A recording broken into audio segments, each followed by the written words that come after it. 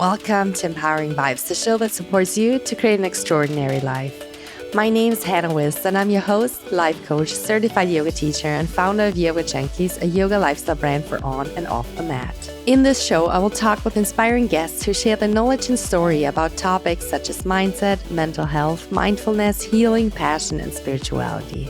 I will also be guiding you through meditations and teach you the tools and tactics to heal your heart, follow your intuition, connect with your true authentic self, and learn how to turn your dreams into reality. So, are you ready to shine your light? We are heroes and dreamers. We are restless believers, stronger than I am so excited to have such a dear friend and inspiring person on the show today. Jeremy, thank you so much for being here and welcome to Empowering Vibes. Well, thank you very much. I'll try to be inspiring and hopefully not ruffle any feathers, but we'll see. No promises. Sometimes ruffle feathers are needed for transformation, We sometimes have to mix everything up so it can clear and settle down again as it's meant to be. So Yes. I would like to talk to you about your personal story because you started with a military career, left the military, and now I want to hear the whole story. So tell us about yourself. All right. Well, they're kind of intertwined with my military career and my personal life. So I met my now wife before I joined the military. Oddly enough, she's from Lithuania. So everybody always, you meet her in the military? No, I actually met her in Ocean City, Maryland. I'm from Maryland. I just happened to be on vacation and she was there working. So we met. She went back to Lithuania. I joined the military. And I was in the Air Force for about 14 years. It was a really great experience. But I came in, I was really naive. I grew up in a really religious home, I'll say. They were pretty devout Christians. My parents were pretty good about it. They took me to a lot of different Christian churches. And I ended up graduating from a private Christian school. I went to public school most of my younger years. But I got to experience a lot of different things because we moved around a bunch to different churches. So it wasn't like one thing and it was really dogmatic. My parents were actually within that whole concept of Christianity pretty open to new ideas. And that really kind of set my mindset on some things going into the military because I had this real Christian strict background. And here I am turned out to my own devices. So naturally I did what everybody does when you're in a restrictive environment. You get free. You start doing things that you were told not to do, smoking, drinking, having sex, things like that. Well, that didn't do so good for the relationship part that I was in, and it created some troubles early on. So we kind of split for a little bit. And then I got stationed over in Europe after my training. And really, I just fell in love with the European culture. I wanted to stay. And it's not the military that kept me staying. It was really just being over there. And then, 14 years later, after I left Italy, I went from England to Germany to Italy. Spent 5 years in Italy. Probably the most wonderful assignment I had. I got a lot of friends, met a lot of new people. You and Tyler both. I'm just getting goosebumps right now thinking about the time. I know it was amazing. But what happened at the end was really the beginning of a huge transition for me. So anybody who knew me in the military would probably tell you that I was like, in fact, I had some people call me Terminator or a machine. Like I acted like an alien robot. And it's part of how I am. I found out I used to think I could read people really good. I can't. I'm actually not good at reading people at all.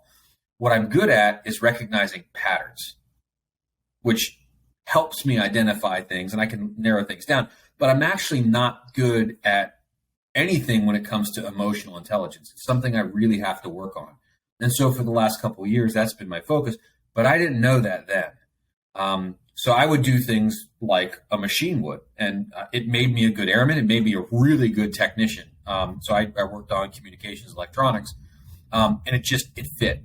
Right. So let's see. After I left Italy, that's when in fact, it actually started as I was leaving. I ended up getting an assignment to Grand Forks. I was supposed to go to White House Communication Agency and work for presidential support stuff. That fell through for clearance. So then they were going to put me in this other really cool special duty, but some mistakes happened. Something was wrong with my admin up at the Air Force Personnel Center, and I wasn't coded right. And the next thing I know, it was like Christmas, 2 days before Christmas, I got an assignment to Grand Forks, North Dakota. So going from what was a paradise in Europe to what is literally the coldest city in the continental United States and the Air Force version of where careers go to die. It was completely upsetting. And then I had to take Yulia there. And we had been together for a while. We had actually formalized, and we can talk about this later if you want. I had kept my marriage hidden from my parents for like 8 years. They didn't know about it. It's kind of crazy. We definitely need to talk about that too. Yes. Yeah, that's an entirely another story for other reasons, but it does kind of come together. But my relationship with my parents wasn't great for a lot of other reasons that on top of that. But we had finally decided to let them know. And so it's formal. We're married. She's coming back to the United States for the first time in 11, 12 years. Doesn't drive. And then like a month after I get there, I'm told I need to go TDY somewhere and do some sort of training. And this was kind of the beginning of the end. And how this all developed, I sent her back to Lithuania. My class got canceled. They told me it was the last one. The day she's coming back, let's see, it was about 3 weeks before she was supposed to come back. I found out that the day she comes back, I would have to go to the same class 2 days later. So the whole reason for me sending her back to home to be with her parents in Lithuania was so she wouldn't be alone. And then I'm finding out that's going to happen again. So I fought with my leadership. She was really upset. She didn't want to be in Grand Forks. She couldn't drive. She didn't get a license. It was difficult for her to get around. So we're having to do all these things. And meanwhile, we have a dog too. We're taking back and forth, which makes it even more complicated. It just was not pleasant. And then over time, she became more just upset with me being in the military. She recognized I wasn't being happy. I didn't recognize what was going on with me, and it was my inability to deal with stress positively. So it got to the point where she just said, I'm done. I'm going to go ahead and do whatever. You do whatever you want. I don't care. Make your own decision. And so the way the military works, if you turn down formalized training, you can't re-enlist. I tried what I could to go around it, but I got put into a position where I had to make a choice. I was in about 13 years, and if I were to re-enlist, it would put another 4, which would put me at like 17. So at that point, I'm in for retiring. Or I separate within the next, I think it was 7 months is what I had left, all said and done. So I had to make a choice right then and there. Are you going to stay in, or are you going to get out in 7 months? Now, mind you, most people know when they're getting out well in advance, they can go through the training stuff. I was currently working on a master's degree, which in the long run actually helped.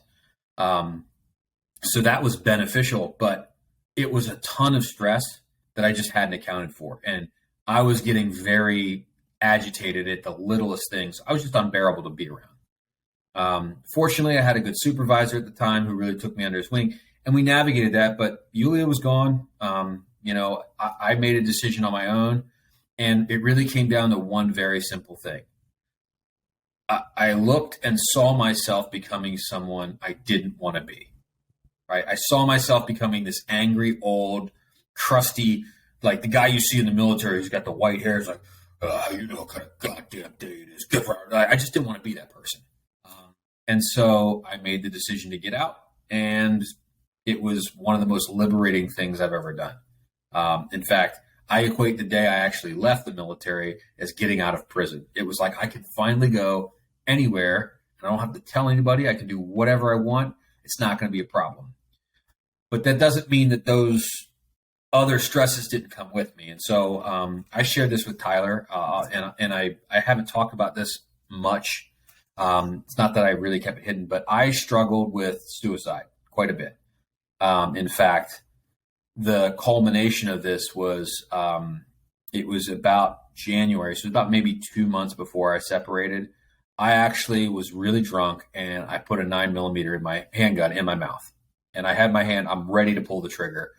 And the only thing that stopped me was this vision of my grandfather just shaking his head like you literally, I don't want to say you little bitch, but it was basically like, you're a coward. you do this, you're a coward. You're taking a cheap way out. Now, I say this because, my grandfather doesn't really make sense. When I was in in middle school, I was in some advanced classes for math, and then in high school for science, like physics, calculus, things like that. My parents couldn't help me with it. My parents aren't very well educated. My grandfather, however, I had a lot of respect for, and I didn't find out till after he passed away what he actually did. But he was a ballistics technician at Aberdeen Proving Ground. And I later found out he and his team that he worked on actually did all the scientific research for armor piercing rounds and up armor for like tanks and stuff. So the uranium stuff, like all the stuff the military uses today. But this was like back in the 60s and 70s. The other thing that I really admired my grandfather about is his father died. His mother died when giving birth to his little brother when he was like 5. His father died when he was 14 or 15. And then from that age, he started working in the coal mines because he was the oldest son in Pittsburgh. So he literally worked in the coal mines, kept money for the family going, then got drafted into the Army Air Corps and got his education, training, and development there, got out, went and did an understudy program at Carnegie, and kind of got his education to be a ballistic technician. Literally changed his life around, like took these opportunities. My grandmother, I didn't know it, was actually a typist, and she spent her time there typing up PhD papers. So like these two are like really smart, and I had no idea when I was little. But I got to spend all this time with him when he was tutoring me. And that's what came in. My grandfather had passed away earlier that year, and I was just dropped. I couldn't move. I couldn't do anything. And so I called my grandmother in tears and just talked about him. I didn't tell her what was going on. I just wanted to talk about him. And she talked to me about all this stuff, about who he really was, the things that people didn't know about them. I mean, my grandparents were awesome. And it was that moment really that kind of shifted things around for me. What happened after though was kind of hard because I tried to talk to Yulia about it, and I got a typical, well, you shouldn't be doing that. It was like, you know better. And it wasn't really taken seriously. She was in a different place too. I shut up about it. And so I carried that whole thing with me. I was basically just waiting for her to disappear again. And so it wasn't until about maybe a year and a half later, and I was traveling all the time. When I got out of the military, I traveled, I think 40 weeks out of the year, my first year out. I was on the road. So I hardly saw her anyway, and that didn't help. But it all kind of came to a head one night. She was getting ready to travel, and unfortunately I had been doing some things that I shouldn't have been doing on chatting with people, and the traveling around didn't help with that. And she found out. She was really upset. She was leaving. We had a real heart-to-heart, and I told her what was going on, and really what I did was I opened up emotionally. Like I was a wreck, and I was still a wreck. I had just soothed it enough to allow me to kind of move forward. So she encouraged me to talk to this neighbor of ours. I didn't realize it, but they were doing this thing called a satsang at the time, and they invited me to it. So at that point, I kind of had to make a choice. I was like, all right, I'll go. I don't know what else to do. I'm kind of lost. I'm just completely, I don't know what I'm doing anymore. And between that and having a group of support friends, like my boss was really, when I opened up to him about it, he was really understanding. He had been through a lot of the same stuff. So between my boss at the time, Yulia, and that person, Jack, we really were able to kind of, I'll say they helped me pull out a bunch of stuff. Things I were holding on to. Like, I don't like being in the public eye. And it's not because I'm afraid of public speaking. It's really more that I was afraid of someone seeing the real me and realizing that I'm a hypocrite. That's where my fear is. I'm not afraid of doing things. I'm not afraid of a lot of things in life. I've done crazy stuff. My fear is that somehow my reputation is going to get tarnished. And a lot of that came from me really not knowing who I was. I shouldn't be concerned with it, right? If I'm comfortable. And I was just incredibly insecure.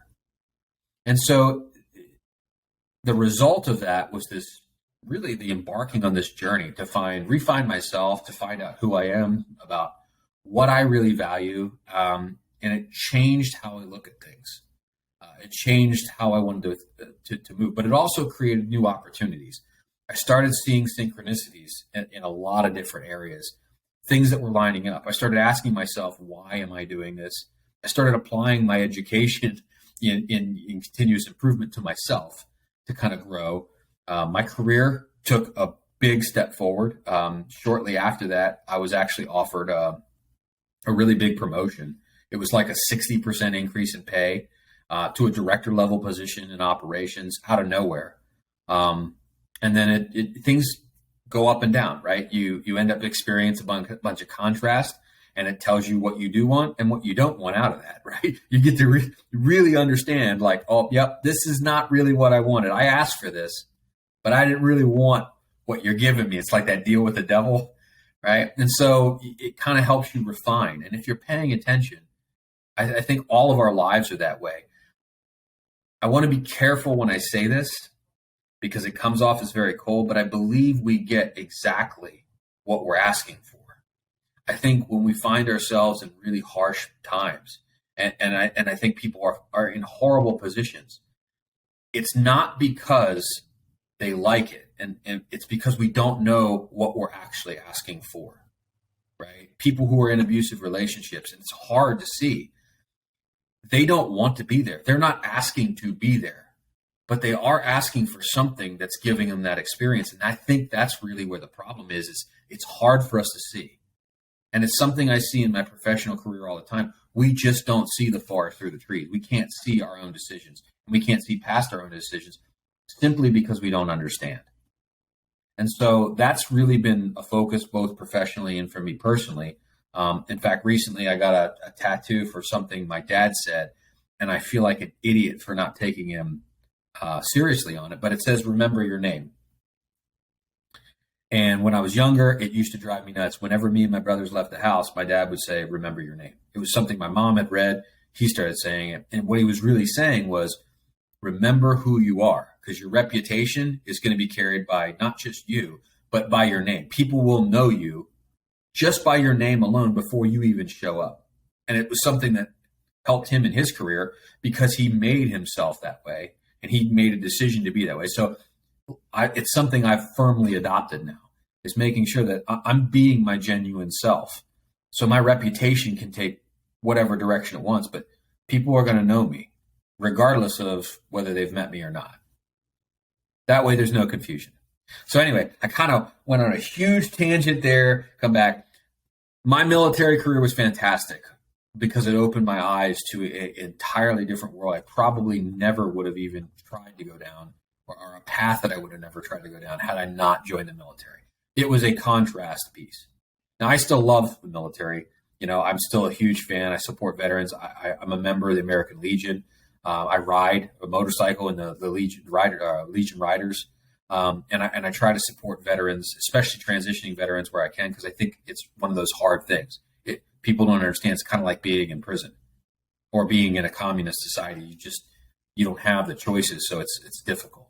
And not everybody can transition and get out. So anyway, that's my kind of military story and kind of what got me here. There's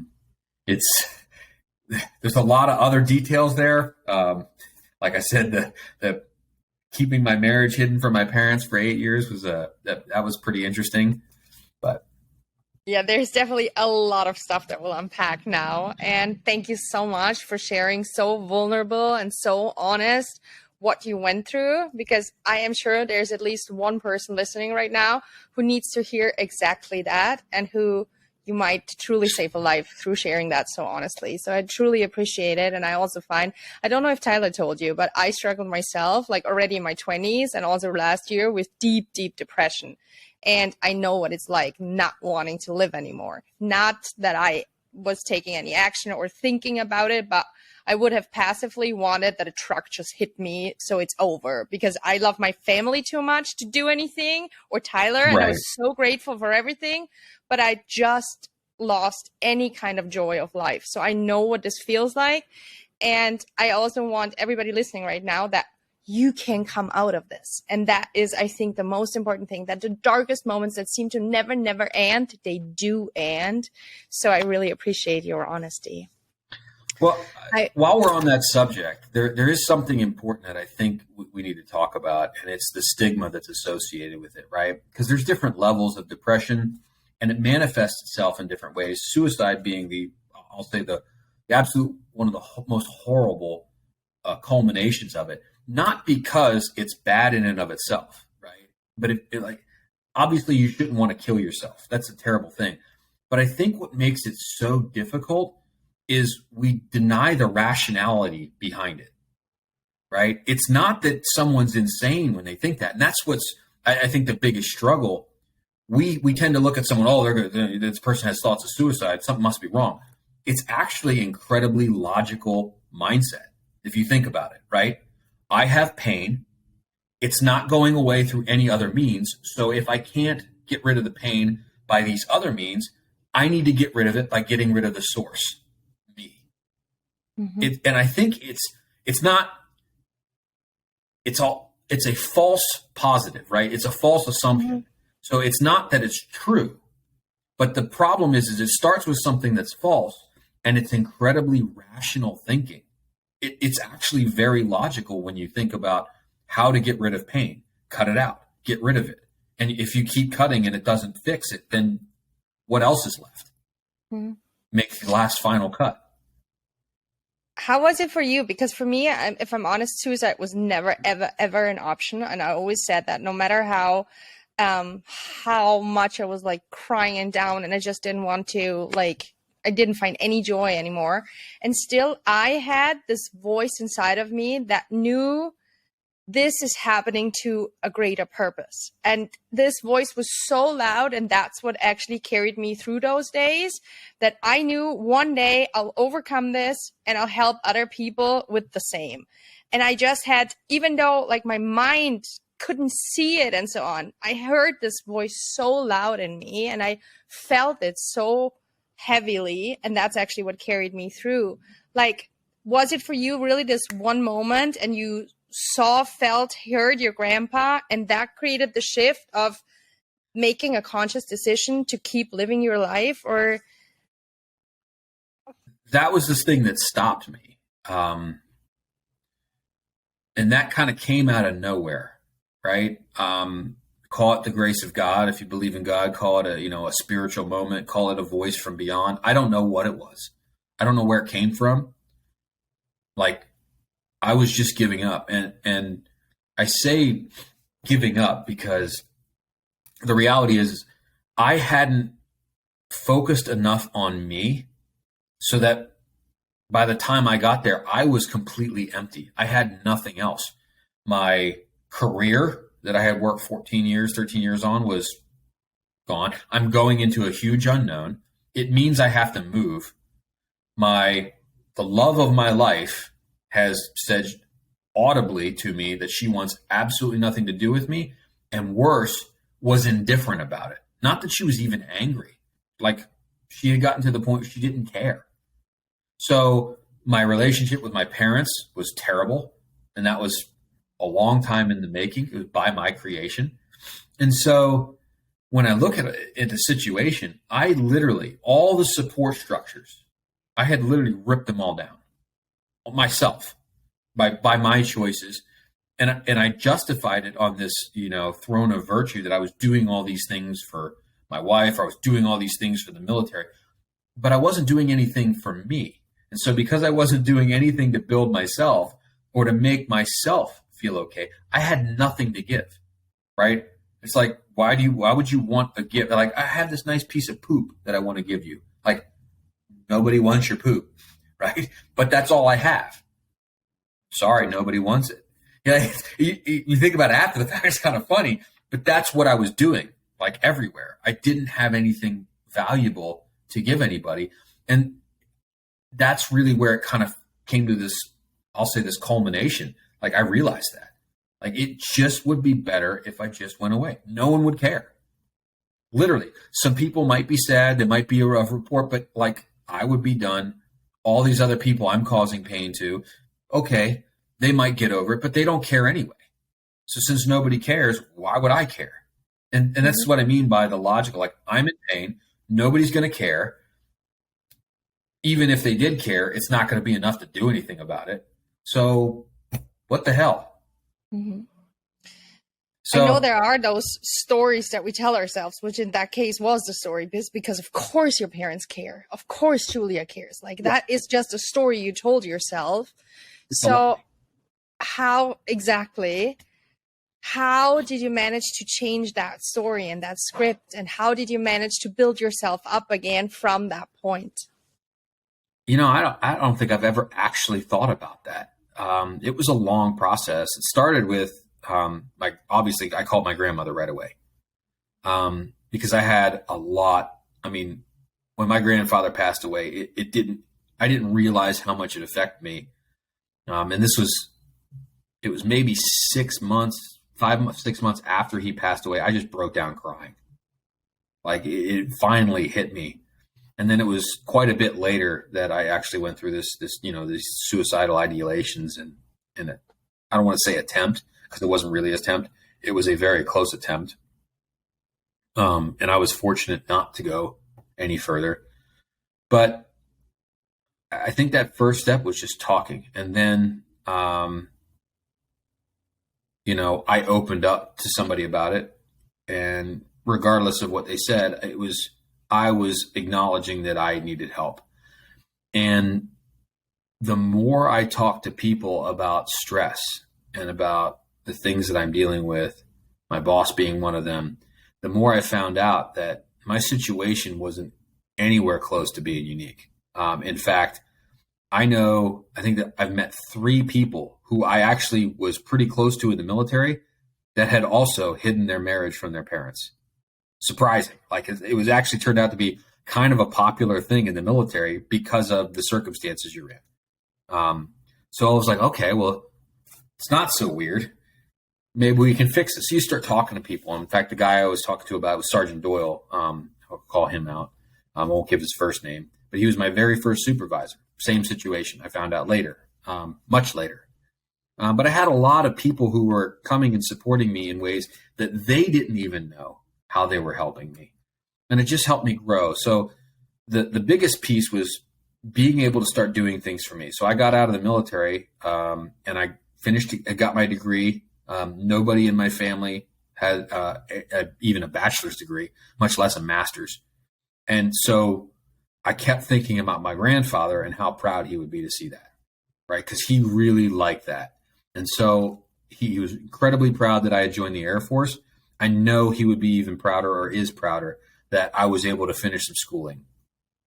That put me in touch when I got this job after the fact with a brilliant man. He's still a good friend and mentor, a guy named Alan Kneep, who was a naval reactors officer. He was enlisted and ended up becoming an officer, but he became a huge, huge help.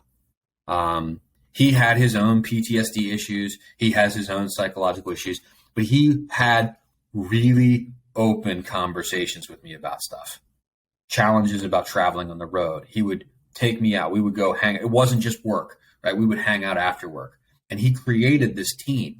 And I started to have friends again, really tight knit groups. It was actually one of the best teams, even including the teams I was on in the military, that I've ever worked on.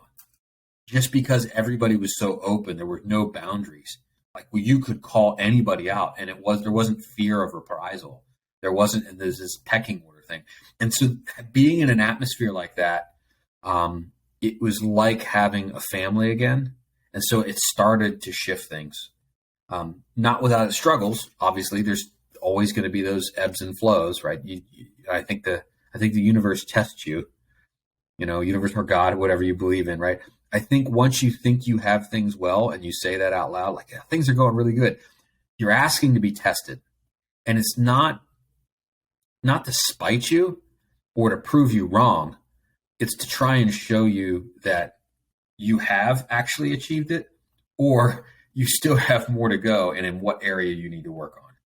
So sometimes those trials are like, they come and they go. You're like, yep, all right. you've proved yourself. Or they come and you're like, it's like, are you really going to stick to that story? No, you're not ready yet, right? That's your ego just taking over, and you usually fall flat on your face. So it's been a combination of those things over and over. The biggest one for me recently was when COVID hit. I lost my job right at the beginning of COVID. And I took it very personally. The company that I was working for treated me well. I mean, they gave me a very generous severance package, but I was unemployed for 8 months. No job. Yulia was stuck in Europe for 6 out of those months because we were supposed to take a vacation over there. And I got let go a week. It was less than a week. It's like 5 days before she flew out. And she's like, I don't want to go. I'm like, no, just go. I'll change my tickets. I'll come over. And then right as COVID hit, like, yeah, you're not going anywhere. You're not getting over there. Like, they shut Lithuania down. I'm like, what's going on here? But that was another big thing, but we worked through it. That was actually another big, huge growth period for me. So. What did that period teach you? It took me a long while to get over it, but it was really that it's not about me, right? I got let go. It had nothing to do with me. It had to do with those other people. And what was odd about it is I went back and I was journaling like religiously back then. I actually wrote in my journal that I had a bad feeling about this upcoming performance review. And I actually went to my performance review and HR was sitting there, and that's when they terminated me. They just complete blindsided me. But I knew it. I knew it was coming up. And at the core, when I look back, it was like, I saw all the signs that I don't need to be here. I should have been looking somewhere else, but I was getting paid really well. I liked the title. I'm a director of operations, right? I've made it to a certain level. So I just kind of ignored like the behaviors and the alignment of things and just kept going. And I took it very poorly. In fact, I took it so poorly that I was offered a job to do a director of quality role in Houston, I think 3 weeks later. And I turned it down. I was like, I'm not moving to Houston. It was more money than what I was making in my previous job that I got let go of. And if I'd have thought about it, like I could have moved to Houston for 6 months, right? Still paid for the house, could have lived out of a shack. Julia's in Lithuania. I could just been making bank and, convince them to do something and still look for a job. But I didn't. I ended up, making it about me. During that time frame, I did some consulting with a friend of mine. He had started a company, and I learned the hard way why you should never go into business with your friends unless you have a very, very strict and clearly defined legal agreement, right? Because no matter how much you love your friends and family, animosity will be built about something. Someone's going to want power, they're going to take it, and someone's going to be left hurt. Whereas if you have a contract, it's not about whether they want it or not. It's about whether they can legally take it. It's not you that's stopping them. It's the contract. Unfortunately, I found out about that the hard way. And I haven't talked to this person maybe a year and a half now, almost 2 years. Like we just fell out of touch, which is really sad because I had actually considered them my best friend through a lot. So that was another sad thing that I learned is, like everything, friendships have their seasons too. And at some point, even if you love somebody and care about them, it's not worth your own, I'll say, sacrifice, right? Some of the things he had said to me were like, they were hurtful, right? Implying that I had gotten fired because of something I did wrong. He didn't mean it, but that's what came out. Another one was implying that because we were partners, that he was always going to be my boss. That sends a very bad message. That's not a partnership. That's that's a subservient type of a relationship. And I wasn't going into that. So it took a lot to get past those things and see past that. And that was kind of my test, right? Is, are you going to put up with this again? Are you going to put yourself in a position? If I just stepped away, I was like, okay, we can't do this then. I'm done. you know. But it opened up another opportunity right after that job in Tampa. I had called a old contact I had there who I actually interviewed the place before and turned down a job pretty directly. Basically told him that the guy they had doing the job I'd have been working for wasn't qualified, but I would take that job, and they laughed. It turns out that guy got fired or let go because of some things, and so they remembered me. I interviewed with HR, and that was the only interview I had. They offered me a transfer package, offered me more money than the job was posted for. I mean, it was like, well, this is great. And the general manager was really open about it. He's like, you wanted to come to Tampa? I needed a quality manager. He's like, I don't care what you do after this. We fix this stuff. You can do whatever. He knew he was on the way out. He didn't tell me that at the time. Somebody else had come in. I had a new boss the day I showed up, but it didn't matter. He hooked me up, and I've stayed in contact with him here and there. Things worked out, though. The way we got our house, I met a really incredible person who's now like probably one of the best friends my wife has, a guy named Gareth. And like, it's just magical how we connected. He's our landlord. We show up to this house. We couldn't find a place, and show up, and all of a sudden she hears his Irish accent. They start talking. I've never gone to look at a house and been offered a glass of wine and sat for 3-4 hours drinking Pinot and then just talking all over. Like, it was like, okay, that this is great. Like, you just start to meet new people and find these really rich connections in places you would never expect them. What I see in all the stories you just told as kind of like a red, in German we say roter Faden, like a red string kind of pulling through, is actually that you became more and more your authentic self. And whatever didn't align with your authentic self kind of like had to let go. And you like build friendships about, and where you kind of like this mask that so many of us wear of like, everything is perfect. I'm always happy. I'm always good. I don't have any problems at all. You kind of like lifted that mask and kind of like showed that. And that let you build like true authentic friendships. And then also in your jobs, like every time when something didn't align with you, it kind of like forced you to, or like you had to make the decision to be like, and then you got that job where you were like the most authentic and true. Like, you told a short story before we started rolling where you were so honest, and then they called you up. And I believe that the more we are the true authentic self that we are and allow ourselves to show our weaknesses, are the things we're struggling with, all these things, the more real a life becomes. And that is exactly what you're saying, those rich, deep connections. And that's what we are wired for, that we need those in our life. Absolutely. We can't be honest with others if we lie to ourselves. And that includes lies about who we think we are, lies about how we are, lies about things we think we're good at versus what we're actually good at. We have a tendency as human beings to overinflate our capabilities. And not to break it down, men are extremely bad about this, right? Women typically do it on the other end, right? Where, and this is I realize I'm speaking in generalities, so for viewers, I apologize. I'm just trying to kind of make a point here. We all do it to different degrees, right? We either over evaluate or under evaluate where we really are, and we don't see what's the true reflection because we can't see ourselves. I mean, even if we look in a mirror, you're looking at a reflection. It's not an accurate representation. It's jaded by the deviations in the glass. There's no way for us to truly look at each other through one another's eyes. And I think that's where vulnerability really becomes a huge portion of that. Because if you can do that, that means someone else can do that for you. You're inviting that to come in. And it's the beginning of trust. And once you have that, and you have someone who's willing to speak into your life at the risk of, I'll say, earning your wrath, they can say things that nobody else can say to you. And you'll listen to them because you're welcoming it.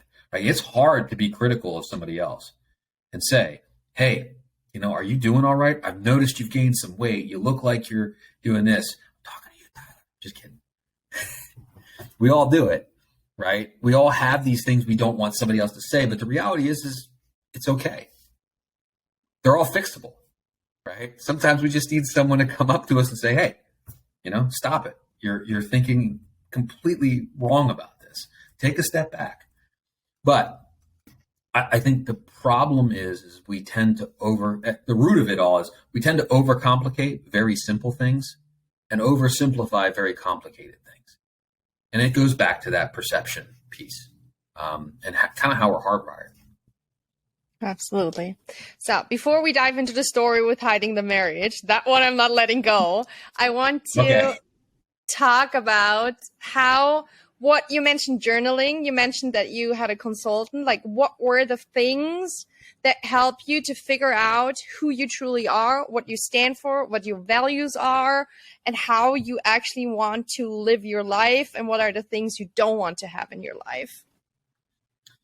Yeah, so the journaling really helped later on, just by writing down how I feel and why. I joke about it with Yulia now. I almost want to get one of those like charts that has the different faces and different colors so I can look at somebody and go, angry. Yeah, that's what I'm seeing. Because I don't recognize my own emotions. And I'm really bad at recognizing others. I've got like 3, right? Happy, not happy, stressed. I have something for you. I have something for you. I came across it the other day, and it's so beautiful. It's called Google the Emotional Wheel, or the Wheel of Emotion. And it's truly like a big chart with all different emotion. And I heard Mel Robbins talk about it. And she was like, am I right now eating because of emotion? And she like noticed it. She turned on to YouTube, like made a YouTube video about it. And she said, truly, when you feel something, you look at this chart and it goes into frustrated, like more, helpless. Like this feeling of depressed or angry is actually getting more down into depressed or helpless and so on. And I find this such a helpful tool. So Google that. So I've seen something similar. So I actually use I don't know where it came from, but it's a spiral. It's an emotional spiral, and it starts kind of in the middle of neutral, and it spirals up through these different emotions, and it spirals down through others to where like despair and darkness. And right, Esther Hicks emotional guidance scale. That's what it sounds like. Yes, I think you're right. Like the vibration of our emotions and so on. Yeah. So I do listen to a lot of Abraham Hicks too. She's awesome. Because I'm actually going to a conference, I think, next month. But it's one of those things that I was never aware of. Like, I was not in tune with my own emotions. And so the journaling, I just wrote down how I felt and what was going on and why. And later I was able to kind of go back, and I would review maybe once a month, just kind of scroll through, and you start to see some patterns. You start to see, hey, I have a tendency to feel this way about this person. Why? And then I started doing exercises. One of the big exercises was with work. I started to find, like, I'm getting frustrated with people. Why am I getting frustrated? Well, when I really broke it down, it's because they don't think the same as me. I want to be right. So I started having to challenge myself. Why am I trying to push my opinions on people? So I took a step back at their request. My wife is a psychology major, so this helps. So I took the step back at the request of her, and instead of trying to control things, I actually just wrote down all the people's names that I was working with and started writing positive things about them. And that was probably the biggest game changer, is not seeing people in a negative light, but actively seeking to see the best in people. It's not about positivity, right? Positivity, that just can, positive vibes. I hate that fake crap, because not everybody's like that all the time. And most people are actually fake when they say that. What they say when they say positive vibes is they mean, I don't want to hurt your feelings, so I'm going to say things positive. But it's really a lot of passive aggressive attitude. It's not actually positive when you hear their language, right? They'll say things like, well, it could have been better. That's not positive. That's veiled negativity. When you start using the negative versions of things, right? It's not bad. That's not positive language. It was good. I enjoyed it. That's positive, right? In both action and the degree of emotion that's being carried with it, right? That's actual positivity. And so I started to become aware of these types of things and patterns of behavior and how people talk, which then in turn changed how I talk, because then I had to start recognizing them myself. So I started shifting my language after I started changing my viewpoint on people. And this is all through coaching and talking to different people. I started to change my language. For example, this was one of the most powerful ones for anybody who's in a relationship. I swear this makes the biggest difference in the world. Shift your language from "you're pissing me off" to "I'm upset at you." Simple, right? One is "you're making me angry." The other is "I am angry as a result of how I am taking you." It's about ownership, right? Once I say "I'm angry at you," it's, oh, well, I'm not trying to make you angry. I know. And then you try, it creates this weird defensiveness, right? Not in a way that's harsh. Whereas if you say, "you're pissing me off," "I'm not pissing you off, you're pissing me off," it creates this antagonistic type of thing, right? And people tend to just go at it. It's just this weird loop. And so I started doing that in my personal life, and I started trying to use that in my work life and explaining, like, words mean things. The way we say things, right? People go all semantics. It's not semantics. In fact, semantics exist for that very reason, to make sure we can understand the differences between what we're trying to say. So all of these things kind of roll. Now, I have to put this in perspective. This is over like a 3-4 year period. So this is not by any means a quick process. A lot of this was trial and error. A lot of almost everything came from somebody else. I didn't have a single good idea myself at all. I have one good idea, actually. It's a theory that I had about how binary systems work in life, and we can talk about that later if you really want to get super nerdy. And but that's really the only thing. Like, everything else is somebody else came up with some simple, brilliant phrase or some simple test or, a way to evaluate things, and I was able to put it into practice. And that's, just through time and trial and error and making a lot of mistakes. And learning from them. And that's what life is about. Yeah. That's the thing. Okay. Let's switch to your love life and your marriage and the topic that keeps popping up through all your journey here. And I find that romantic relationships are just a beautiful way to reflect on us, what needs to be healed inside of us, because it's just the most intimate relationship we're having. So that's, I think, where we can see the most, like, because all these fights, as you say, "you make me angry," this is never about the other person. It's, I got triggered by something. I felt unworthy due to you saying something. Like, yes, the person said whatever it is, but if I wouldn't have that wound or something like this, it would leave me cold. It would not do anything. And I find this is where such a big part of healing can happen, because that's where we see, like, the deep rooted wounds that we still carry that want to be healed. So tell us, why did you hide your marriage at the first place? So when we originally got married, it was simply so we could stay together. It was plain and simple. I was going to get stationed in Texas somewhere. My job had gotten cut in England, and they wanted to move me. So the idea was, if we got married, I could get her a visa. She could stay with me. But it wasn't good at all. She didn't want to say yes. In fact, I was crying when I gave her the ring. She's like, "Are you kidding me?" You're like, "No." So we talked about it later. Her mom actually convinced her. She's like, "Why not? Like, you don't have to make it real. Like, just do what you got to do." Which is oddly the same thing my grandparents told me. Like, people are going to tell you how to manage your relationship. Nobody knows how to deal with your relationship but you. Nobody makes rules, right? You make your rules for how you want your relationship to go. And I kind of took that to heart, but not all the way. It wasn't until much later that I started to get an appreciation for it. And so part of seeing patterns is synchronicities and how common things are in other places. And so I took a different stance on religion because of this whole thing too. In fact, during this process, but I'll touch on that later. The marriage thing started because my parents, when I originally introduced Yulia to my mom, Yulia had tattoos. I had none at the time. And my mom actually told her, "You've marked yourself for the devil." Now, my mom doesn't think that way now, but she was very much like that then. And it just set Yulia off. She felt judged when she met my family. And it took a long time. So to the point where she wanted nothing to do with my mom and dad. So she started putting these things in my ear. Well, no, just don't do this. Don't do this. So no, you're not allowed to tell anybody. We're not going to do this. And a lot of it was out of spite. And she would admit that too. I don't want to talk about too much about her story.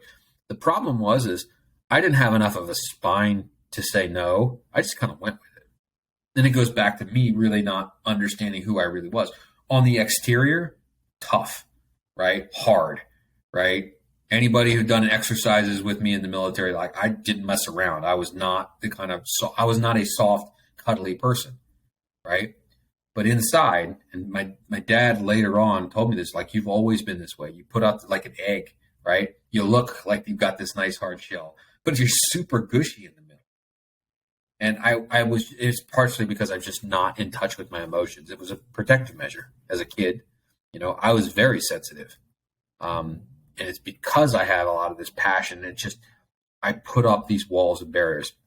So all of this ended up connecting to my marriage, right? Is I couldn't deal with the heartbreak of my parents telling them that I was married, but my parents are then in turn, while we're married, sending letters to me about living with somebody else is living in sin, right? They're judging me. And the whole time I'm just like, you have no idea. We're not.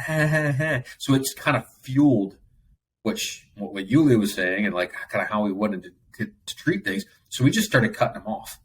And I gradually started cutting my parents off to the point where the day we actually got married, like we had a wedding ceremony in Italy, I told my parents, don't come.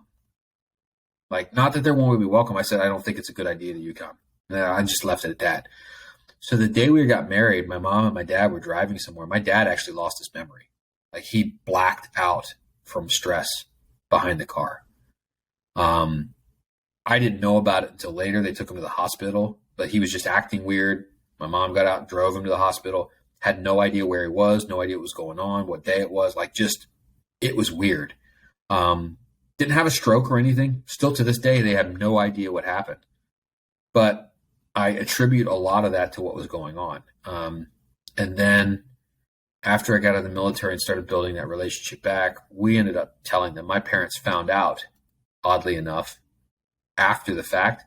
After I got out of the military, they looked through my records. I had boxes of stuff, and I told them just throw it away. And my mom, being the person she is, well, don't throw it away. We need to look through. Maybe there's stuff there he wants to keep.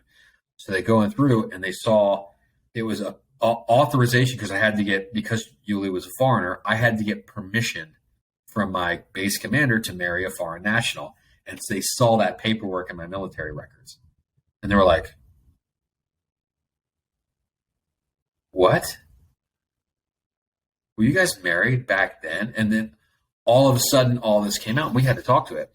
So it got to such a point where I really had to confront my parents. And so Yulia, my wife, had been listening to, I can't remember the guy's name. We call him Russian Jesus because he literally looks like what the typical Catholic church paints Jesus as. Like, the guy looks like that. Blonde hair, blue eyes, long, straight, like, just, he's like a beautiful human being. But one of the things he talks about, and I think this is spot on, I haven't heard too many people discuss this, is when you have problems in your life, first, look at it in circles. You start with your physical health. Are you taking care of your physical body?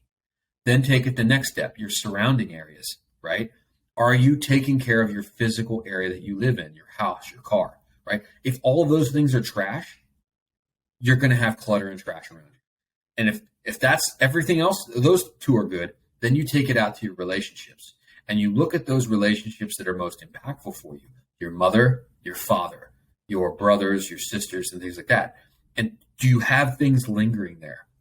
And so I started, this was also the time right before I got promoted, right? I told you this big promotion came out. This was one of the things that preceded that. I went to my mother and asked her, I literally got down on my knees and said, I'm sorry. Like, because what I did, this person teaches, like, you need to recognize that your parents, they have their own issues. You can blame them for whatever you want, right? We can blame our parents for screwing us up. And yeah, they probably did. but we came into this world to help them just as much. So the moment we start doing things that are hurting them, it creates more problem. And in reality, I had to recognize the fact that I actually at one point hated my mother. And I told her that. I asked for forgiveness. She did not take it well. She struggled for like 2 days because she's like me. And I really wasn't until after this went down and I started talking to her that I realized one of the reasons me and my mom didn't get along is because we're so alike. And I never wanted to recognize that. I always thought I was going to be like, I was like my dad. In reality, I'm actually far more like my mom. Like all the talents that I thought I had, I started talking to my dad about it. And he's like, all her. The ability to look at things spatially, to make connections, to see patterns in things. What I didn't get from her was my ability the natural ability to feel people out. My mother's very emotionally intelligent. She's got a sixth sense. And for whatever reason, I just didn't get it. Well, you do have it too. Sorry to interrupt you, but you do have it too, because you just said before that you actually felt exactly that you will be like fired from that job. You felt it, you knew it. And intuition is just something that needs to be trained. So maybe you cut yourself off of it for a while, but I want you to give yourself, like, see yourself here, because you do have a very strong permission. Maybe you just needed to realign with it. Yeah, there is that. Maybe. I look at that as like subconscious recognizing patterns and going, okay, this is going to happen. So on a side note, like Yulia and my mom both can look at somebody in a picture and you're like, that person's shady. Don't trust them. I don't see it. I don't get it. But maybe you're right. Maybe you need to develop it.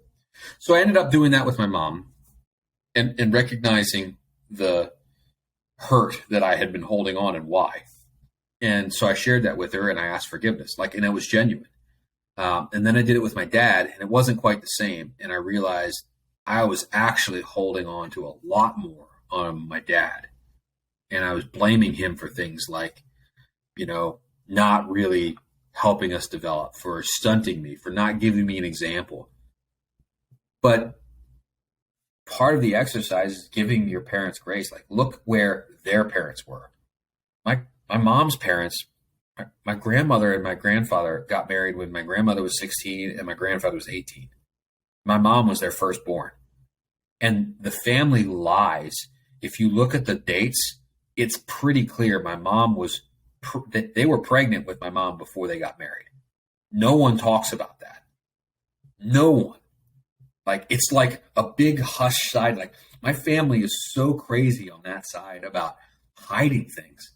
They just don't talk about it. It's like, oh yeah, everything's good. Oh, look here, nothing to see here. But meanwhile, they're like, it's like, this is a big deal for them, and they've carried it all their lives. My grandmother and my grandfather hate each other to this day. It's crazy. I don't know why they're still together. My grandfather's nuts. But anyway, I was able to do that with my mom, and then I went back and I had a couple conversations with that, like real deep conversations. And one of the things that came out of that is, and this ties into the whole religious thing. He actually compared, he's like, for a while there, like I just felt like I didn't know you. Like, I don't know my own son.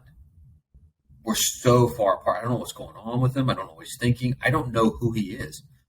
And as we started to develop, and I actually have a really, really good relationship with my parents now. I probably talk to one or two of them at least once or twice a week now, whereas before it would be like once every 6 months. And we talk about real things, not just, surface level stuff. But I saw their lives improve. I saw my little brother, the relationship I have with him. What my little brother still lives at home, but he's actually, that's another story, but he's actually moving along with his life now. And he was completely stagnant before. And I think a lot of that is how my parents started looking at things too. They started seeing things differently. They started changing. So all of these things changed around me. And it wasn't something I did. It was almost like restructuring happening to create new paths. Beautiful. I would like to talk about, two things. You mentioned You mention it, but then you seem to not wanting to talk too much about it but this is a very spiritual space, so you can. What does spirituality mean to you? And how did it help you on the journey? And what does spirituality mean to you? Because you mention it, but then you always don't want to go too much into it, but I want to press onto that button. So spirituality, right, I look at is the collection of beliefs that someone holds for things that may not be explainable in the real world, right? So you can tie it to metaphysics, you can tie it to, your religion. But I want to be very clear about this. I consider myself a spiritual person. I am not a religious person, and I will be very blunt about this. I do not support religion in general. Not that I don't agree with the concept, because I think conceptually it's great, but the problem is that every religious institution has one common flaw, and that's people. Human beings ruin things that are pure very, very quickly. We have in fact, I would say if anybody wants to study history, there's a pretty solid track record about how we ruin things that are good. You can look almost any era about how human beings screwed something up that was pretty decent. So the way I like to look at it is I equate religion and spirituality as being the equivalent of, like, if spiritualism was a relationship between a husband and wife, bringing religion into the mix is sort of like asking a cop into your bedroom to tell you how you can fuck your wife. That's about as blunt as I can be about it. I think it's absolutely ridiculous. That's kind of how I look at it. And I think if we really think about it, right, religion by definition is practice, right? Which means it's mechanical. If you don't have a connection or a relationship behind that practice, there's no point. So you can be religious and have absolutely no spiritual connection whatsoever, right? Because I believe that at its core, that spiritual belief system that you have is your relationship to that that's otherworldly, regardless of what your belief system is. I grew up a non-denominational Christian, and I could argue using apologetics for Christianity against a lot of different things, right? I used to do it. In fact, I did it even when I was in the military. And the breaking point for me was it got to the point where I actually argued with a guy who was Jehovah's Witness, and I ripped them apart. Like, I just poked all these holes in his theory. And what I saw was a guy who ended up being shattered for the next month and a half. And it really bothered me because I had to ask myself, like, what was the point of what you were trying to do? Were you trying to convince him that your way of thinking is better? Because you probably didn't do that. The only thing I did, right, was commit spiritual rape. I forced a belief on somebody and basically shoved something down his throat that they didn't want. Mm-hmm. And because I believe human beings are connected to the spiritual, whether we want to be or not, I look at what I did as being one of the most catastrophic things you can do to somebody. If you really want to shatter somebody, rip apart their connection to the spiritual. Mm-hmm. If they're an atheist, make them believe in God. If they believe in God, make them believe in Buddha. Like, make them do it. Like, it devastates people when you rip apart their spiritual belief because it's their foundation. It's core to who they are. So I realized at that point that I'm not going to do that. It was really horrible. I don't ever want to do that again. And that's probably what led to me kind of spiraling, because at some point I had to face the inevitable result that I was indoctrinated and I actually didn't have a core. What I had was a bunch of education, which is very different, right? It's one thing to be smart about doctrine and beliefs and religion. It's another thing entirely to actually buy into it. And that's what would happen. I grew up with it, so it was second nature. I learned how to do those things. They weren't beliefs. And so I didn't really have a foundation. To this day, I still would call myself a Christian. But I have a modified view because I believe that I start with hypothesis, right? If God is who he says he is, then he created this world in a way that was guided by his laws, which means that the inevitable result is all of these things will point towards him. Science will inevitably point to God. And I believe that that exists.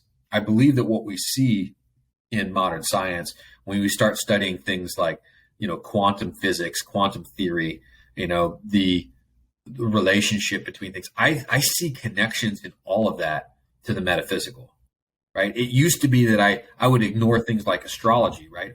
Oh, the moon's in a different phase, it's going to affect people. But think about a couple simple scientific facts.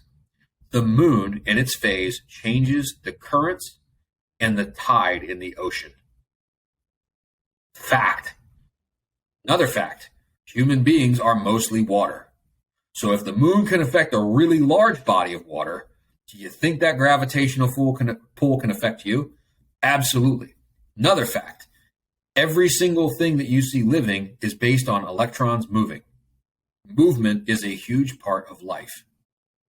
Electrons, everything that's moving creates an electromagnetic field. Solar alignment, planets, all of those things create effects on an electromagnetic spectrum. Every electromagnetic frequency, no matter what it is, has an effect on another to some degree. In fact, signals theory that they use in communication systems is based on that exact fact. You can block out, it's called atmospheric scintillation.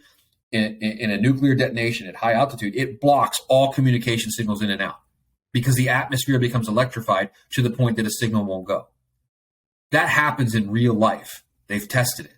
But yet, for some reason, we don't want to connect that to the human beings and think things like prayer can actually make a difference simply because human beings are aligning their feelings, which their feelings or their thoughts are actually neurons passing through the brain, which are electrical impulses, which carry an electromagnetic field to some degree. Electronics unified create amplification, right? It's how signals work. Why does that not compute with people? Why do we want to say all those things aren't real? We just don't know. The reality is that we think we know things, but in reality, it's based on belief. That's it. They're just beliefs. We don't actually know a whole lot. I mean, it's pretty scary what we don't know. Absolutely. That's why I find the work, Dr. Joe Dispenza, probably you do, right? And that's why I love his work so much, because you should dive more into his work, because he's really, really exactly what you just explained, kind of like the physics and quantum physics, connecting that with like spirituality and meditation and what's happening. And then also with like brain science, and he's measuring people during meditation and seeing how that truly affects their brains and stuff like that. And I just find it so beautiful, because it's that what, for example, I just feel, but then I'm like sometimes doubting, like, okay, I just feel so connected to a higher power and so on, but is this actually just something I believe? And that's why I feel it. But it's like, he's really putting these things together so you can understand it better, and putting basically science and spirituality together. And I think this will be kind of like in the next 10 years, we'll discover so much more, because more and more people kind of have the same shift like you just had. Like lots of us grew up in a religion, notice that is actually not aligned with me, but also I do believe in something. And I think out of this, something new will be created, which hopefully people don't destroy again. So like you said, hopefully that will just help us to raise to a higher consciousness, because I feel that's what our society needs. I hope so too. Everything happens. If you look at our history, at least for the recorded history, there are a lot of periods of darkness, and there's a lot of periods of enlightenment too. We're really easy to dismiss the positive things, the Reformation, the Enlightenment period. There's a lot of positive change that happens with those. But I also think that we look at the dark times as being all bad. In reality, some of the greatest change happens in those dark times. It's because it's born out of it. And I think that, like Abraham Hicks or Esther Hicks, right? The idea of expansion being the end goal aligns with so much of what we see in the world, and so much of what happens at a physiological stage, right? That it's hard to ignore. And the idea that it's creates contrast. Contrast thereby allows you to decide which direction you want to push or say go to, right? And start picking your path. Sort of like one of those little books, right? Where you get to choose your own story, right? It's almost like that. It's not until you get to a decision point where you have to make a decision that it really makes you move into a different direction. Because let's face it, most of us are pretty comfortable where we are, and comfort is one of the biggest killers. For anybody out there, that's a great book. If you want to know how human beings really think and how illogical we actually are, there's a guy, Daniel Kahneman. This is a great book for you if you're ever interested in this. Daniel Kahneman, Thinking Fast and Thinking Slow. He talks all about the different types of biases we just inherit, right? Like confirmation bias. But basically he breaks down, we heard it, I learned at a young age, right? Was taught you have a left brain and a right brain, right? One's really logical, one's creative, and it's not quite that way, right? Your creative center is a little bit different, but what we do have is a fast thinking brain and a slow thinking brain. The fast thinking brain is the one that gets us to jump to conclusions. It's how you can identify a McDonald's or a Starbucks sign driving down the road by only seeing 1/4 of it, right? It makes that connection. You don't have to see the whole thing. It's the same thing like you can identify your spouse by looking at just their eyes, right? Not their whole face. You know who they are. And it's because that brain is so attuned to it. The slow thinking brain is the one that allows us to actually reason and go, wait a minute, that doesn't make a sense. So the one of the ones that I like the best is the denominator bias. And I started to look for this in news. So forgive me, I don't do public math. So if I get this wrong, but I think he goes, it's 99. If I gave you something that was said 99.9% safe, would you be okay with your child taking it? Most people are like, yeah, right? 99.9% safe. But if I said there's a 1 in 100,000 chance that your child could get cancer from it, you would not be okay with that, right? And I think if I did my math right, those are the same number. I got to do that again.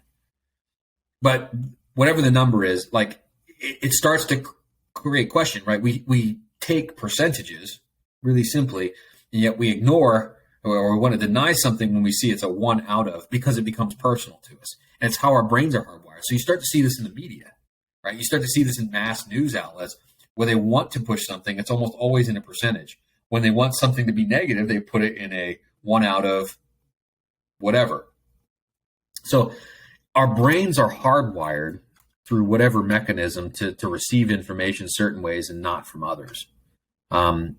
A lot of people have put science in it. Unfortunately, it can be manipulated. There's a dark side to it, right? It can be used to manipulate masses. It can be used to everything. The only fight against it is being aware of it. But that same concept, I think, applies to us personally, right? We can only adjust ourselves when we become aware of it. And the hard part that we don't want to see all the times is that it's not until we get into those dire situations that we're made aware of it. We're forced to confront our own demons or our own dark side, right? And it's not always a bad thing. Having a dark side can be good, right? I mean, there's a part of me that I don't want others to see, but I'm really glad that it's there. It's actually Carl Jung who said this, and who's like working a lot with shadow work. Yep. And I lately spend a lot of time with that. And he's actually saying, I will paraphrase this now, but basically it's, if we don't see the dark, that is where the evil starts. But if we start to recognize it, integrate it, and see it as a part of us, and truly, like, doesn't mean that we have to like give it all the power it has, but we have to acknowledge it and integrate it into a personality. And yeah, that if we don't do it, if we just push it away, that's actually how evil and bad things happen, and how kind of, I forget how he's saying it exactly, but that's how we kind of start to become evil. Yeah. We ignore something and allow it to grow, right? Because it grows in the shadows and takes over. Exactly. So here's and Tyler, being military, probably has got this at some point, right? Some people ask, how do you justify being part of a machine like that? How do you justify being a good person and being so spiritual, but yet you were in the military. Like, you guys killed people, right? Well, I personally didn't, but yes, the military did. Well, how do you reconcile that? Like, even the point of like, oh, you were a Christian, but you're okay with killing people? Some people, maybe, if I had to, yeah, I'd be okay with that. But how do you justify that? And I think that every individual has these dark sides to them where they justify certain things. I'll be the first person to admit, I wouldn't want to hurt anybody. In fact, I've told a few people this. One of my greatest fears, and I never told anybody this when I was in the military, one of my greatest fears was that I would actually go into combat and have to kill somebody. And it wasn't that I would have to do it. It was that I would feel nothing when I did. Because it would confirm what really is my greatest fear, is that I actually am a robot and I have no emotional empathy whatsoever. I'm really just a psychopath. Now, fortunately, I don't think that's the case. I don't want to test it. But there's a part of me that goes, I don't know if I'd have a problem doing it either. And it's because of a moral code. Like, it's a preconceived idea that I operate under a sense of justice, right? I'm willing to do great things to defend people that I love or the things that I love. And if you look at throughout history, it's part of a warrior ethos, right? Warrior classes were in a different sect, essentially, because they were able to do things and sacrifice a portion of themselves, right, for others. And I think there's some of us that have that. It's a darkness. It's a darkness that has to be fed, because if not, then it creates exactly what it shouldn't. Psychopaths, hateful people, people that spew, death and destruction everywhere they go, right? Because they don't have a problem with it, and it's not kept in check. It's not put into a justice type of a situation. And that's how I equate these things. I really can only talk about myself. I have a hard time with the other, with Jungian type, psychology and working with the shadow work to some degrees, because I know where my own shadows are. It's an interesting concept. And I think most people we talk, especially today with the pop culture being so positive light, we don't talk about shadow work. We talk about, light work, this, because it's fun, right? It's popular. It's actually toxic positivity. And I believe very much that we should strengthen our strength, and that we should see what we're grateful for, because our brain naturally sees, just to keep us safe, the things that don't go wrong and so on. I find these positive traits are very, very important. And to me, for example, my daily gratitude practice is something that helped me so much during my phase when I was depressed and so on. But it's one thing to focus on the light, and another thing to say, there's just no shadow at all. And I find sometimes the whole coaching, mental health, and so on bubble goes too much into that direction. And while it's so important to acknowledge those shadow parts, and they want to be integrated, and I feel that's only, coming back to spirituality, that's only when we get this feeling of being whole, when we truly feel like we are whole, we are have all parts integrated. Because if we keep pushing the shadow away, there will always be a part missing of us, because that belongs to us as well. 100% agree. I don't know who said it, but I heard it before. The most beautiful paintings, the most beautiful art only exist because of both light and shadow. Yeah. If you think about it, right? The fact that I'm able to look at you, right, means that it's not only light. If it was only light being reflected from you, right, I wouldn't be able to see anything. It's just big brightness. It's dull. No one wants that, right? So we have to have those things. It's where the concept of the yin and yang came from, right? That there's a little bit of darkness in the light and a little bit of light in the darkness. They're not opposed. They're counter forces. They work together, right? They just happen to be on opposite sides of the binary.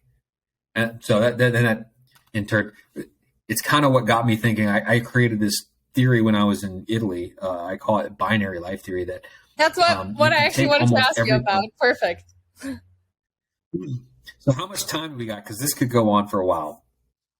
We need to do a part two. I'm good. We have 15 more minutes. Can you make it in 15 minutes? All right. I will touch on this. So here's the basic concept, right? Is when I talk about binaries, binary is the most simplistic form of computing, right? So ones and zeros. Mm-hmm. In an electronic circuit, what creates it in the most simple computers in microcircuits, right? It's a pathway. So think action, no action, right? Either electrons moving, not moving. So one way to look at things from a binary perspective would be action. You cannot move and also not move simultaneously. It's impossible, right? You either are moving from one position to another or you're not. Now, part of that's limited by like time, space, reality. Like, so when you get into quantum physics and you start talking about electrons being superimposed, right? It starts to fall apart at that level. But again, I'm just trying to be simplistic of it. So here's a different way to look at it, right? And this is where I think human beings in general, we have trouble. What's the opposite of white?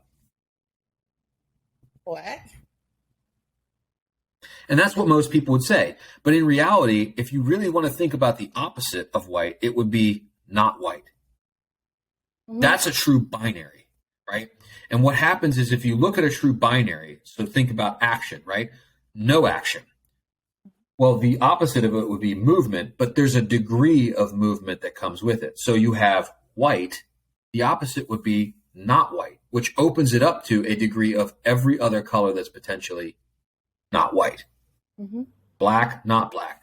So this is where we start to get into things. And I started using this into audit concepts when I was doing evaluations, right? Just because something's correct, right, doesn't automatically mean the opposite is if it's not correct, it's wrong. It could be right. It could be not right. It could be definitively wrong. And it could also be not wrong. And the danger is in that gray area, right? Where it's not really right, but there's a reason why. And what those highlight are deviations to a system. And so if you look at all of these basic choices in binary as a sequence of systems, in almost every case, you have one or the other, and that other either leads to multiple things, a degree of things, right? It could be in the middle, and then it's because it's not this, it could go either way. You know, it opens up to an infinite possibility. So I came up with this concept. It's basically a 1, a 0, a null set, which is a 0 with a slash through it, and then an infinity to show that the outcomes of looking at things binary are often nothing and everything. Mm-hmm. And so my point is you can break things down like different. It's just a different way to look at things. Like I know gender identity is a really, really tough topic right now, right? And because you have one side saying you're either male or female, and the other's like, no, I identify as this. Well, let's break it down into two things, right? Definitively, at a genetic level, right, you have a couple options, right? Sort of like a coin. You have the majority of the option being either one side of the coin or the other, right? So if you flip a coin, there is a slight percentage, like a quarter or a dime. It could actually fall on the edge and stand. It's a very low percentage, but it could happen. It's not a true 50-50 split.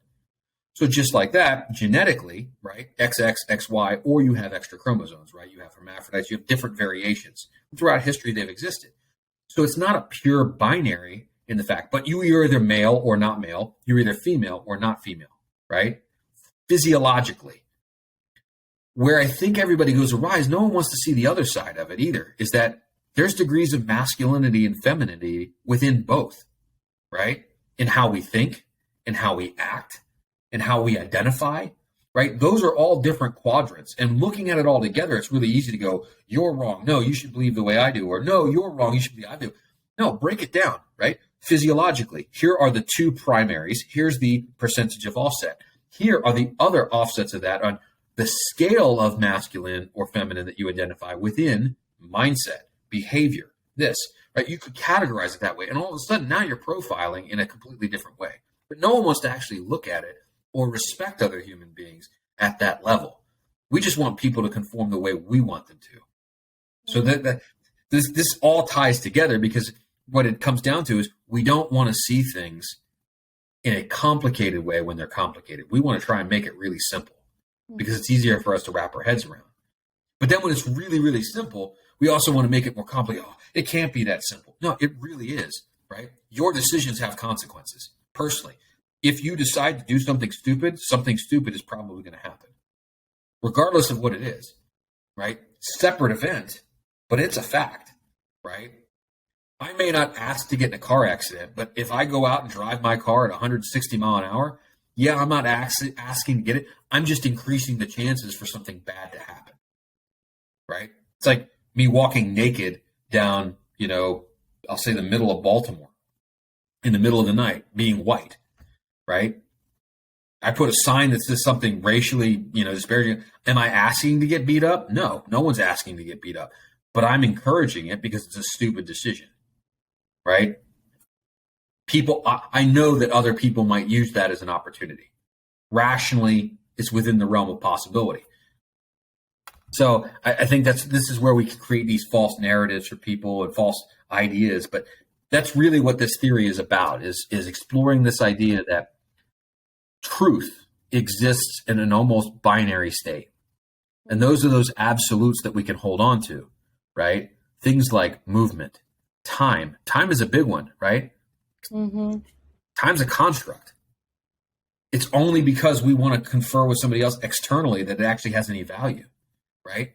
But because we accept this concept of time being sort of like a ever non-ending linear movement, almost like a river that we're floating down, it has certain limitations to it in where we are. This is where things like the Heisenberg uncertainty principle come in and all these other stuff. But anyway, I find that whole concept of being able to break things down into its most simplistic form really, really, I'll say soothing, because it starts to take really difficult concepts and it makes them not so scary. It also starts putting things in perspective as to what's really important. And why are we focusing on these things that aren't? Because when you see it, okay, if you're male, so what if physiologically you're male and female? It has nothing to do with gender identity, right? Let's just accept that, right? Even if someone, I like Ben Shapiro, I like his way he argues, but I don't always agree with him. But why do I have to get upset what he says if I understand what he's saying is not necessarily wrong? It's just a perspective. It's one binary way of looking at one aspect of a human being, not categorizing all of human beings. So I think the hardest part I have had, and that I've seen other people have with a lot of these subjects, is just simply a willingness to listen and to try and expand our brains into maybe thinking a little bit different. Are we willing to challenge ourselves just enough to accept the possibility that we might be wrong? There's this beautiful saying in the personal development world is do you want to be right or do you want to be happy? And I just love this so much because that's so often so true. When you notice this moment where you just you're arguing or discussing about something and you just notice this urge of, no, this is how it is. Or this is when you notice, I want my worldview to be how it is and I'm not open to something else. And then sometimes I think of this and that that flips the switch of kind of okay, what can I actually learn from this? Where can I expand my worldview somehow? Or where can I just be more empathic or just understand a person is very different than I am? And that's okay that we just are different, that we agree to disagree, which is also perfectly fine. Yeah. So I find this a very, very... okay. It's all okay. You don't have to like everybody. They don't have to like you. You don't have to be popular. You can be a loner. You can be whatever you want. I think we miss the beauty of the world in its utter, infinite combination of possibility. And when I say infinite, I don't think people grasp that concept about infinity. It's not just unending. It's every combination, every permutation, every possible mixture. We talk about multiple realities, about potentially being every dream you had is a potential for something else to exist somewhere else. If you truly believe in an infinite universe, that means every dream you've ever had was real. Every thought, every idea exists. Not could, does. Outside of time space. In this parallel universe, right? It's hard for people to grasp. Yeah. But I also think it's wonderful if you can open your mind to just that one little thing, just that. It starts to change perspective of who we really are in this universe, right? You can adopt the sophist philosophy and say, you know what, I'm just a speck. But there's also freedom in that too, because I have an opportunity to make a lasting impact even as a speck. Absolutely. Oh, to me, that's pretty impressive. Absolutely. Jeremy, thank you so much for this beautiful conversation. I enjoyed it so much. And I appreciate your honesty so much and you just putting yourself out there. And I just truly know that you at least changed one life. So thank you so much. And thank you. Yeah, we'll do a part 2 at some point because we didn't even touch the world of business and so on. So, but I just want to thank you really from the bottom of my heart.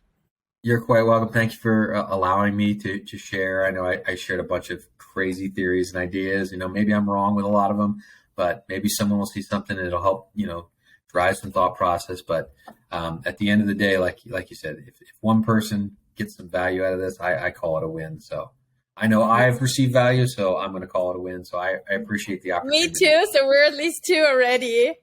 And when somebody wanted to get in touch with you, how could we get in touch with you? How can we connect with you? So the best way, I don't really have a good setup like Instagram or anything like that. I'm not really big on social media. I am on LinkedIn. You can look my name up, Jeremy Melani.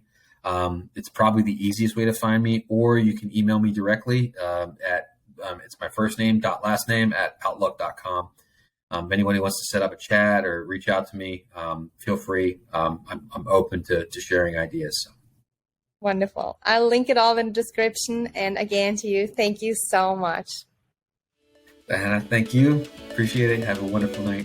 Thank you so much for listening. I hope you enjoyed this episode. I would love to connect with you on a more personal level on Instagram @Empowering Vibes, where you will receive daily inspiration and more insights on how you can turn your dreams into reality. If you want to dive even deeper into becoming your best self and you would like my support, check out my website, empoweringvibes.com. Be sure to subscribe to Empowering Vibes so you don't miss a single episode. And if you like the show, share it with someone who's looking to live an extraordinary life. Thank you so much for being part of this beautiful community. I'm sending you so much love and a big, big hug. And never forget to shine your light.